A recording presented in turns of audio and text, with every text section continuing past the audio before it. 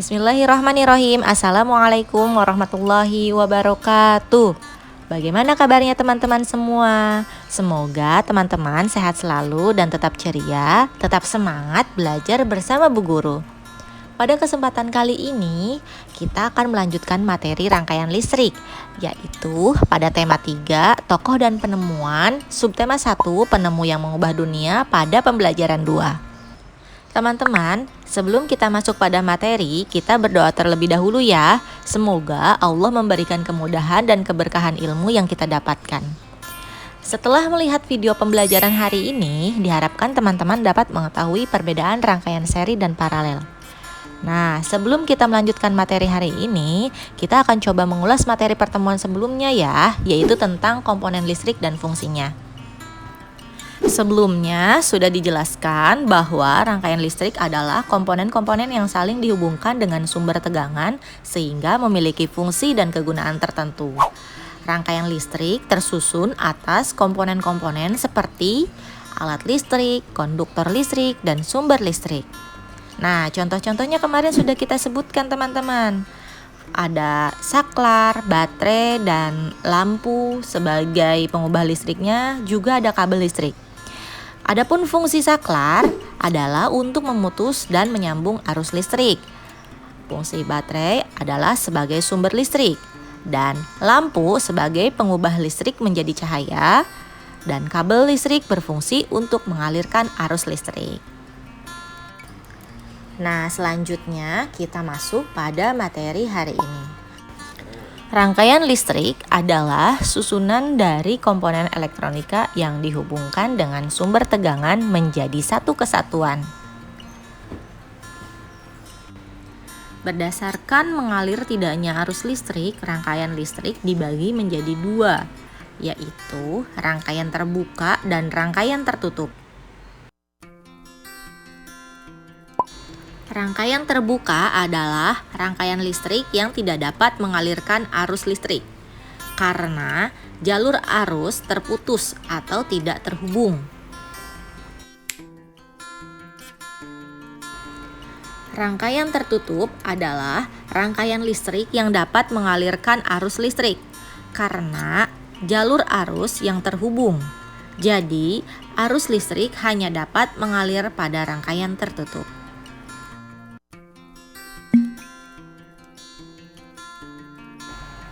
Arus listrik pada suatu rangkaian terjadi karena perpindahan elektron yang mengalir dari kutub negatif menuju kutub positif.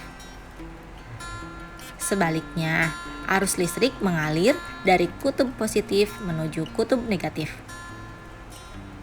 Berdasarkan susunannya, rangkaian listrik dibagi menjadi rangkaian seri, rangkaian paralel, dan rangkaian campuran. Rangkaian seri adalah rangkaian listrik yang disusun secara berurutan tanpa cabang. Berikut ini adalah rangkaian seri dengan menggunakan dua lampu. Jika dinyalakan, kedua lampu menyala bersamaan. Jika satu lampu padam, maka lampu yang lain akan ikut padam. Kelebihan rangkaian seri membutuhkan kabel penghantar yang lebih sedikit dan biaya membuat rangkaian lebih murah. Sedangkan kekurangan rangkaian seri, jika salah satu lampu padam, maka lampu yang lain ikut padam dan nyala lampu tidak sama terang. Rangkaian paralel adalah rangkaian listrik yang disusun berderet atau bercabang. Berikut ini rangkaian paralel dengan menggunakan dua buah lampu. Pada rangkaian paralel, jika satu lampu padam, maka lampu yang lain dapat tetap menyala. Kelebihan rangkaian paralel adalah jika satu lampu padam, maka lampu yang lain tetap menyala dan lampu sama terang.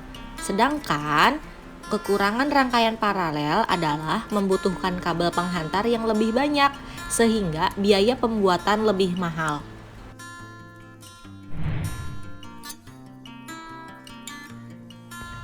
Rangkaian campuran adalah gabungan antara rangkaian seri dan rangkaian paralel.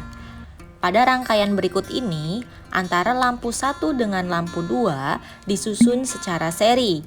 Begitu juga antara lampu 3 dengan lampu 4, juga disusun secara seri. Sedangkan antara lampu 1 dan 2 dengan 3 dan 4 disusun secara paralel. Jika pada rangkaian tersebut lampu 3 padam, maka yang ikut padam adalah lampu 4, karena lampu 3 dan 4 disusun secara seri. Sedangkan lampu 1 dan 2 akan tetap menyala, karena lampu 1 dan 2 disusun secara paralel dengan lampu 3. Untuk lebih memahami tentang rangkaian listrik, perhatikan rangkaian berikut ini. Berikut ini merupakan rangkaian campuran yang menggunakan 3 buah lampu dan 3 buah saklar. Antara lampu B dengan lampu C disusun secara seri. Sedangkan antara lampu A dengan lampu B dan C disusun secara paralel. Agar ketiga lampu dapat menyala, saklar 3 harus dinyalakan atau ditutup. Sekarang mari kita nyalakan saklar 3. Kemudian kita akan menyalakan lampu B dan lampu C. Maka kita akan nyalakan saklar 1. Lampu B dan C akan menyala karena disusun secara seri. Kemudian kita nyalakan saklar 2. Maka lampu A akan menyala. Jika kita matikan saklar 1, maka yang akan padam adalah lampu B dan lampu C, karena lampu B dan lampu C disusun secara seri, sedangkan lampu A tetap menyala karena disusun secara paralel dengan lampu B dan C.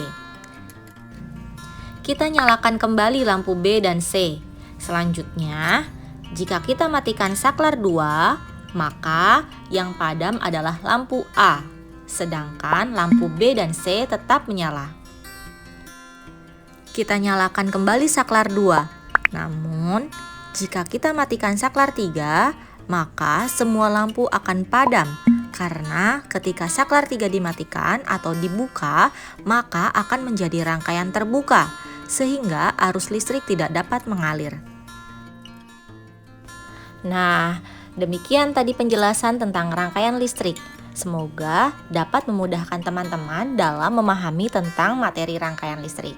Terima kasih teman-teman semua. Tetap semangat, selalu ceria.